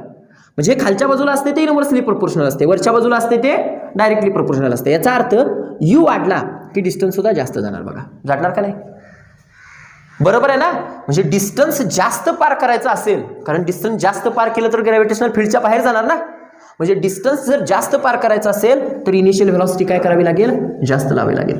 हां, आणि जर ग्रॅव्हिटेशनल फोर्स जो आहे, ग्रॅव्हिटेशनल ॲक्सिलरेशन जर कमी आलं तरी सुद्धा ती वस्तू डिस्टन्स कसा करणार?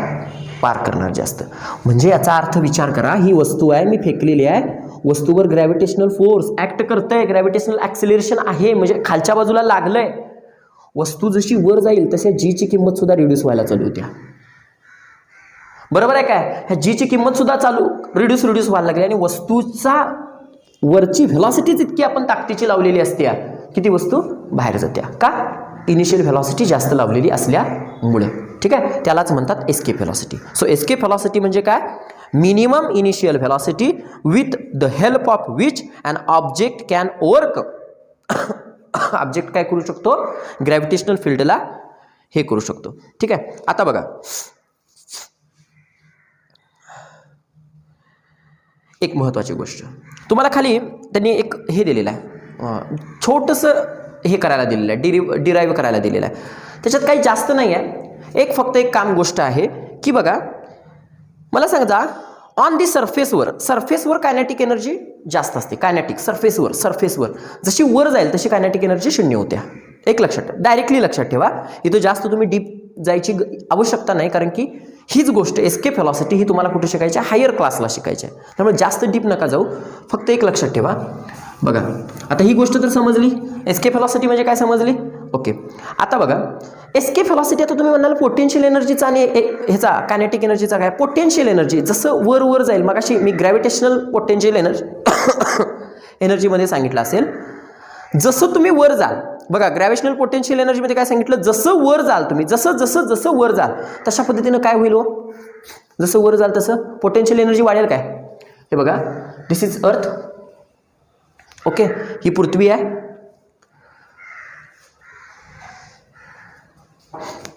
एक मिनिट बघा, ग्रॅव्हिटेशनल याच्यामध्ये काय सांगितलं? ही पृथ्वी आहे. ओके, ह्या पृथ्वीवर एखादी ही वस्तू आहे. हां, इथं पोटेन्शियल एनर्जी त्या वस्तूची किती असते? mgh एवढी असते. एवढीच असते ना, mgh एवढीच असते. आता जशी हाईट वाढेल, इथं mgh असते, म्हणजे इथं हाईट किती असते? सॉरी एक मिनिट. इथं पोटेन्शियल एनर्जी किती असते? mgh. आणि इथं हाईट किती असते वस्तूची? 0. हाईट 0 असते ना, म्हणजे त्याची पोटेन्शियल एनर्जी इथं किती असते? 0. समजा आता वस्तू वर जायला लागली, म्हणजे हाईट काय व्हायला लागली? इन्क्रीज व्हायला लागली ना. मग हाईट इन्क्रीज व्हायला लागली तसं त्याच्यातली पोटेन्शियल एनर्जी काय होणार आहे? वाढत जाणार आहे. पण एका लिमिटनंतर, एका विशिष्ट लिमिटनंतर त्याच्यातल्या जीची व्हॅल्यू मात्र काय व्हायला चालू होईल? त्यातल्या जीची व्हॅल्यू कमी व्हायला चालू होईल. काय? जरा विचार करा. सिम्पली भाषेमध्ये सांगतोय आणि परत एकदा हे बघा, इथली पोटेन्शियल एनर्जी मला काढायची आहे. मी कशी काढणार? m × g × h. बरोबर आहे. ह्याच्यामध्ये हाईटच 0 आहे. म्हणजे सगळंच 0 झालं का नाही? संपला विषय. माझी पोटेन्शियल एनर्जी मी mgh इज इक्वल टू टाकलोय. Potential energy is equal to mgh. याचेच 0 आहे म्हणजे सगळंच 0 होणार ना. बरोबर आहे की नाही? आता समजा मी हाईट वर जायला लागलो, इथं कुठेतरी आलो, म्हणजे हाईट काहीतरी वाढली की नाही? का हाईट 0 आहे आता? नाही, हाईट काहीतरी वाढली म्हणजे पोटेन्शियल एनर्जी पण काहीतरी वाढली ना. वाढली का नाही? पण दुसऱ्या बाजूने जर तुम्ही विचार केला, मग परवा मी सांगितलेला आहे, हा जी जो आहे ना, जी स्मॉल जी, तो मात्र हळूहळू काय चालू व्हायचं होते? कमी यायला चालू होते ना. हळूहळू कमी यायला चालू होते की नाही? तो मात्र कमी यायला चालू होते. खालच्या दिशेने तो कमी यायला चालू होतोय. विचार करा. आणि जसा तुम्ही तो वर जाल तसा तो जी कुठेतरी 0 होईल. जी काय होईल? 0 होईल. मग इथली पोटेन्शियल एनर्जी मी कशी काढणार रे? सेम तोच फॉर्म्युला वापरून समजा. काय? m × g × h. बरोबर आहे काय? पण जी तर काय झालेला आहे? 0. म्हणजे पोटेन्शियल एनर्जी इथली पण काय आता? 0. लक्षात आलं? दोन गोष्टी क्लिअर झाल्या. इथं हाईट 0 होती म्हणून पोटेन्शियल एनर्जी 0 होती. परत तुम्ही वर गेला, जीची व्हॅल्यू 0 आली म्हणून तिथं 0 आली पोटेन्शियल एनर्जी. ठीक आहे. आणि म्हणून स्मॉलर डिस्टन्ससाठी ते कमी होत निघाले ना, म्हणून स्मॉलर डिस्टन्ससाठी पोटेन्शियल एनर्जी किती धरली जाते? निगेटिव्ह धरली जाते. कशी? निगेटिव्ह. कमी डिस्टन्ससाठी. का? कारण की ती वर जाताना कशी व्हायला लागल्या कमी, म्हणून निगेटिव्ह. ठीक आहे. आता बघा, आणि ती कशी काढली जाते potential energy, Gm upon MM upon R+H ह्या फॉर्म्युल्यानं वजा. ठीक आहे. ओके. त्यानंतर सगळ्यात महत्त्वाची गोष्ट म्हणजे आता समजा 2 गोष्टी क्लिअर आहेत, ही गोष्ट क्लिअर आहे ना. ठीक आहे. आता समजा तुम्ही, हे मी पुसत नाही, हे पुसतो कारण मी मगाशी झालेलं आहे. ठीक आहे. समजा तुम्ही फर्स्ट कंडिशन पृथ्वीच्या सरफेसवर आहे, अर्थ सरफेसवर आहे, अर्थच्या सरफेसवर आहे. हां, ह्या अर्थच्या सरफेसवर इथं म्हणजे सरफेसच्या जवळ आहे, कुठेतरी जवळ आहे किंवा सरफेसच्या रिलेटेड आहे, जवळ आहे. तर मला जरा सांगा, याच्यात कायनेटिक एनर्जी अशा वेळेला किती असते रे? पृथ्वीच्या इथं असताना, मी जास्त डीप नाही सांगत आहे, जास्त डीप नको आता, ह्या म्हणजे आपल्याला 11वी 12वीला गेल्यानंतर ह्याच्यात जास्त डीप नॉलेज घ्यायचं आहे. आता फक्त एवढंच सांगतो, ही वस्तू आहे, ह्याच्यामध्ये कायनेटिक एनर्जी आपला फॉर्म्युला आहे, किती आहे कायनेटिक एनर्जी, किती असते रे आपली? 1/2 mv² असते ना. ठीक आहे. आणि मगाशी बघितल्याप्रमाणे पोटेन्शियल एनर्जी किती असते, आणि ही जी व्हेलॉसिटी असते ती एस्केप असते, लक्षात ठेवायची, ही एस्केप व्हेलॉसिटी असते. mv ही व्हेलॉसिटी आहे ना, ती एस्केप व्हेलॉसिटी असते. आणि पोटेन्शियल एनर्जी किती असते, आता मगाशी बघितली बघा, मायनस असते ना, इथं कमी डिस्टन्सला मायनस असते का नाही, -Gmm अपॉन R+H एवढीच असते काय नक्की, किंवा आर घ्या चालते, काही प्रॉब्लेम येत नाही. काय प्रॉब्लेम आहे इथंपर्यंत समजलं नेमकं? ही पोटेन्शियल एनर्जी इथं असते, खालच्या बाजूला सांगितलं मी, सरफेसवर पोटेन्शियल एनर्जी आणि कायनेटिक एनर्जी सरफेसवर. ओके. त्यानंतर जर तुम्ही सरफेसचा विचार कराल तर टोटल एनर्जी कशी असते, केवढी असते? टोटल एनर्जी सरफेसचा विचार कराल तर एकूण एनर्जी केवढी असते, तर kinetic energy plus potential energy, दोन्ही एनर्जी मिळून एकत्र टोटल एनर्जी येते ना, म्हणजे kinetic energy plus potential energy. Okay. आता याच्यातली कायनेटिक एनर्जी किती आहे? 1/2 mv², ही एस्केप व्हेलॉसिटी आहे, लक्षात ठेवायचं. m/mv² प्लस म्हणजेच मायनस होणार, माहिती आहे ना, प्लस मायनस होणार काय, -Gmm अपॉन R. हे कोणाला लक्षात येणे, मी काय म्हणते बघा सिंपल भाषेमध्ये, सरफेसवर कायनेटिक एनर्जी एवढी आहे, सरफेसच्या जवळ, आणि सरफेसच्या जवळ पोटेन्शियल एनर्जी एवढी आहे. आता मग अशीच बघितलं आपण, पोटेन्शियल एनर्जी निगेटिव्ह असत्या आणि ती ह्या फॉर्म्युल्यानं काढली जात्या, मान्य आहे. ठीक आहे. एकूण एनर्जी कशी असणार आहे, पोटेन्शियल एनर्जी आणि कायनेटिक एनर्जी. आता जरा तुम्ही एकदम इन्फिनाइट सिस्टम ह्याच्यावर गेला, डिस्टन्सवर गेला, तुम्ही बरंच लांब गेला, म्हणजे जिथं ते म्हणतो ना आपण कायनेटिक एनर्जी वर हळूहळू जाईल तशी किती येणार आहे, कमी येणार आहे, कारण जीची व्हॅल्यू कशी येणार आहे, कमी येत जाणार आहे ना. एक लक्षात ठेवा, जसं वर जाल तसं कायनेटिक एनर्जी कशी होत जाते बाळो, कमी होत जाते. कायनेटिक एनर्जी काय होत जाते, कमी येत जाते, किंवा ते जे हे आहे जीची व्हॅल्यू कमी येते की नाही. त्यामुळे वर गेलात ना तुम्ही की कायनेटिक एनर्जी कशी होती, कमी होत्या. एवढं फक्त लक्षात ठेवा.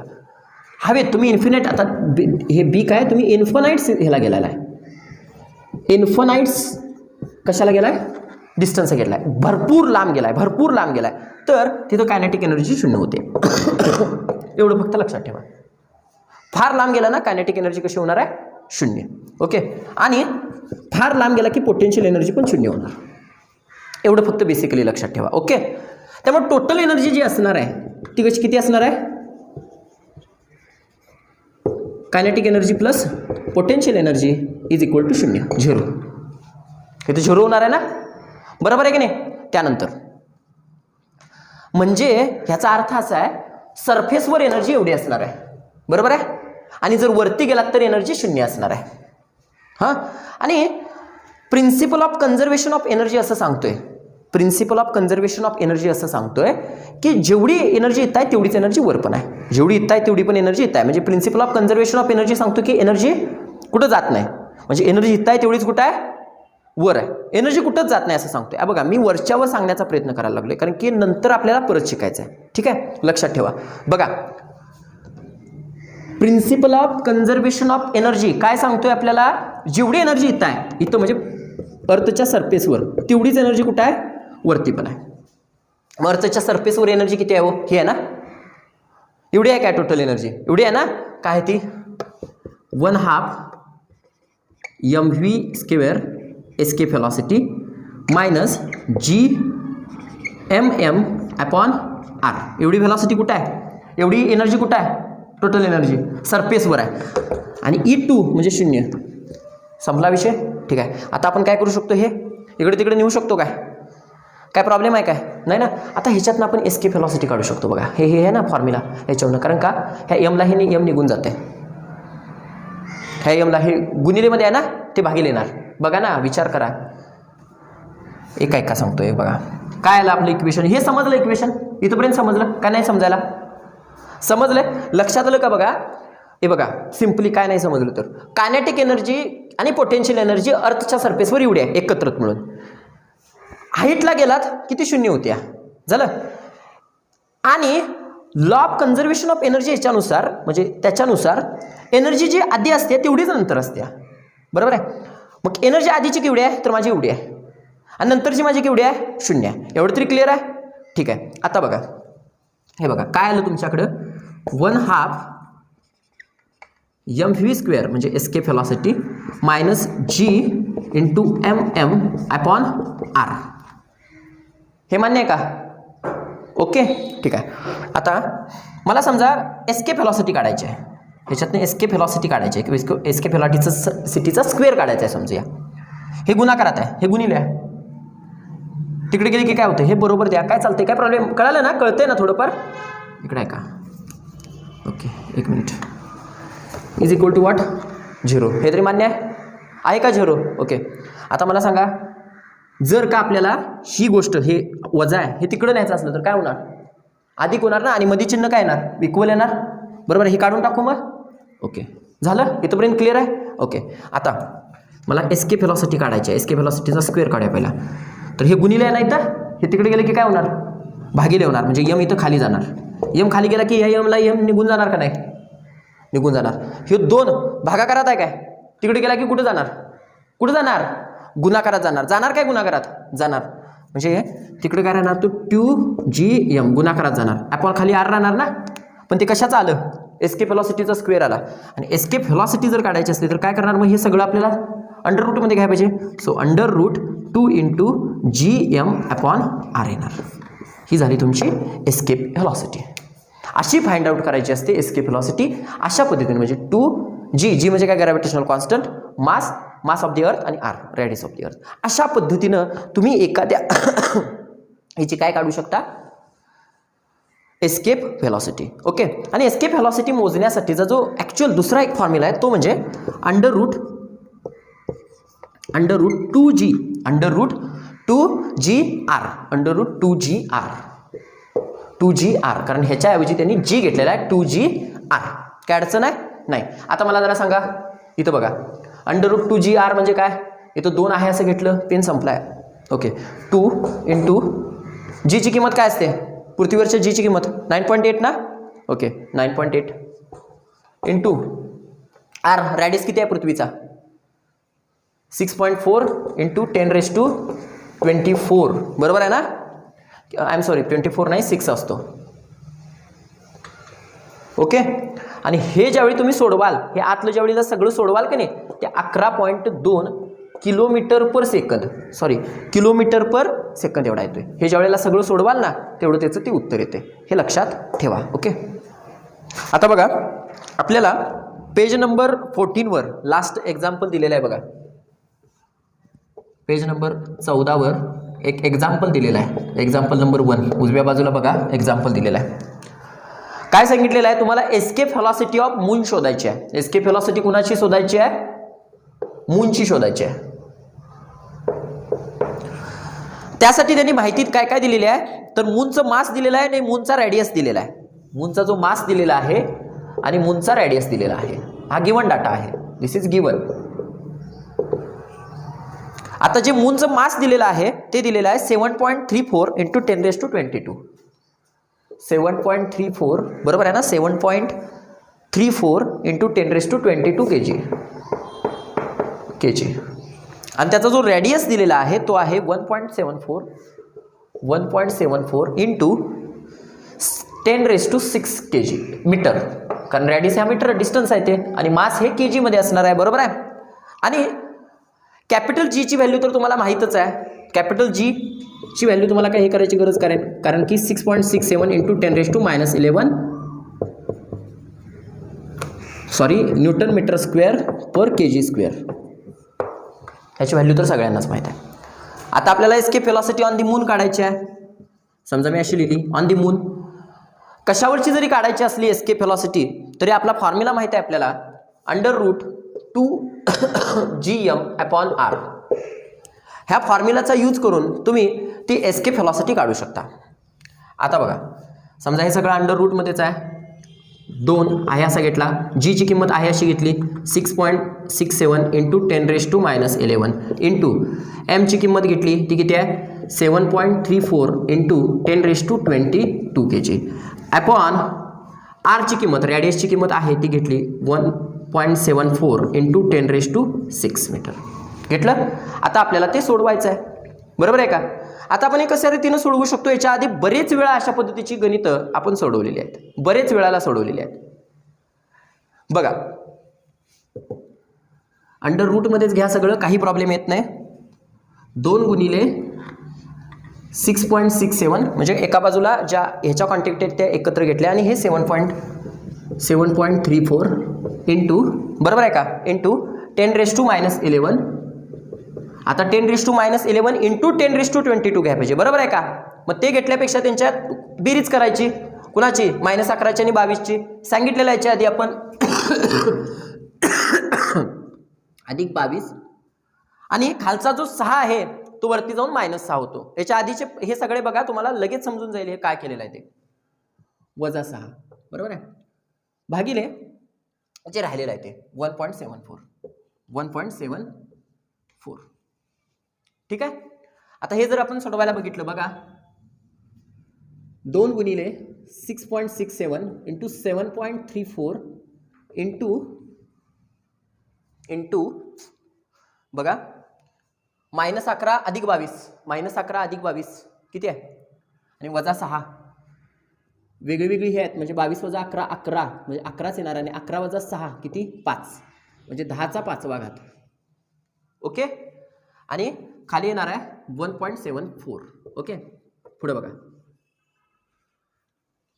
अशा पद्धतीने सोडवत न्यायचं आहे, लक्षात ठेवा.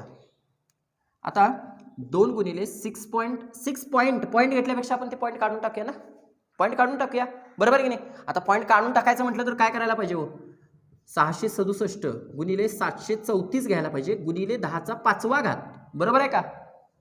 10चा 5वा घात भागिले 1.74. आता हे पण आम्हाला काढायचं आहे म्हणजे 174 घ्यायचं आहे. माहिती आहे ना, पॉईंट काढायचं याच्या आधी आपण सांगितलेलं आहे. आता पॉईंट कुठले काढले ह्याचे काढले आणि ह्याचे पण काढले म्हणजे एकूण किती पॉईंट काढले आपण 4. ह्याच्यानंतर 2 होते, ह्याच्यानंतर 2 होते, तेवढ्या शून्य खाली द्यायच्या.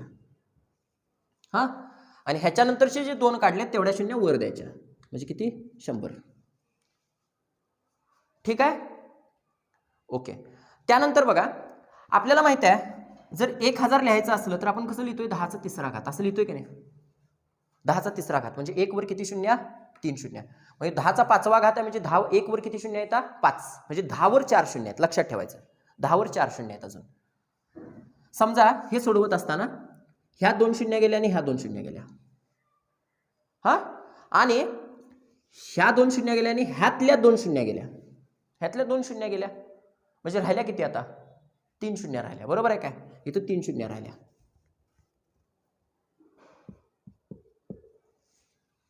बरोबर आहे.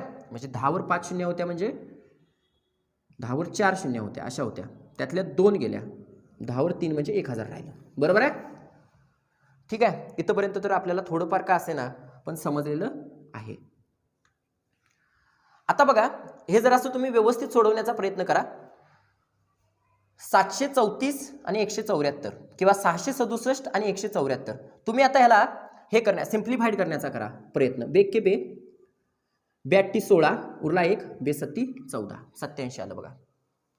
हां, त्यानंतर 87 187 734ला भाग घालवा. हे असं कळालं ना, ह्याच्या आधी भरपूर एक्झाम्पल्स असे झालेले आहेत. हे असे भाग वगैरे घालत गेल्यानंतर तुम्हाला त्याचं उत्तर येईल. ठीक आहे. अशा पद्धतीने घालवत घ्या आणि त्यानंतर एस्केप व्हेलॉसिटी जर नाही समजत असेल तर कमेंटमध्ये सांगा किंवा तुम्ही सांगा, तुम्हाला मी परत सोडवून देतो, काही अडचण नाही आहे. ओके.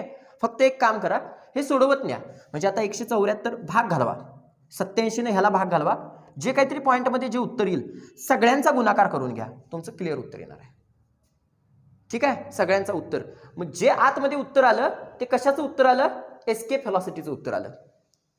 बरोबर आहे की नाही? मग ह्याचा काय करायला पाहिजे? आपल्याला स्क्वेअर करायला पाहिजे. बरोबर आहे ना? ते आतल्याला बाहेर काढायला पाहिजे का नाही?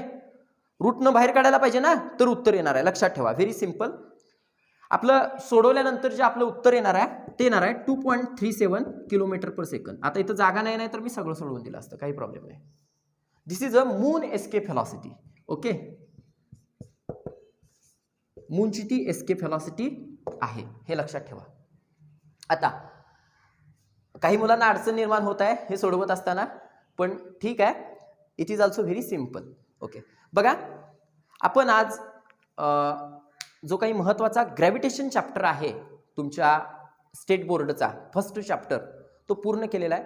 आणि प्रत्येक पार्ट आपण यूट्यूब ऑनलाईनवर तो अपलोड केलेला आहे जशाचा तसा. जर काही अडचण असतील, काही प्रॉब्लेम्स असतील तरी कमेंट करा. आणखीन एक महत्त्वाची गोष्ट, एक छोटासा पॉईंट राहिलेला आहे, तो म्हणजे वेटलीनेस, म्हणजे किंवा वजन विरहितता तुम्हाला वाटते. आता म्हणजे काय वजन विरहितता म्हणजे काय? तुम्ही कधीतरी फील केलेलं आहे का? बघा की समजा हे मी पुसतो. ओके,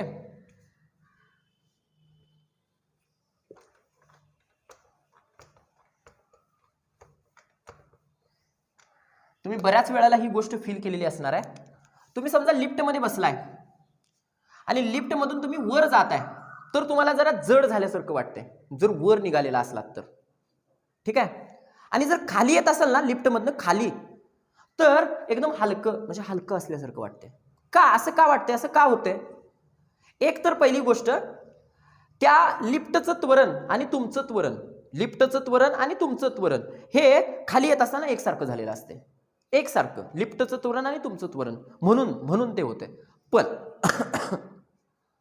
दुसरी महत्वाची गोष्ट, समजा तुम्ही इथं पृथ्वीवर आहे, बरोबर आहे, आणि तुम्ही तुमचं जे अंतराळ हे आहे स्टेशन आहे इंटरनॅशनल, त्या स्टेशनमध्ये गेला तर जीची कमी किंमत येणार आहे. बरोबर आहे नाही? इथं जीची किंमत जरा कमी येणार आहे, इथं जीची किंमत नॉर्मल असणार आहे, इथं जीची किंमत जरा कमी येणार आहे.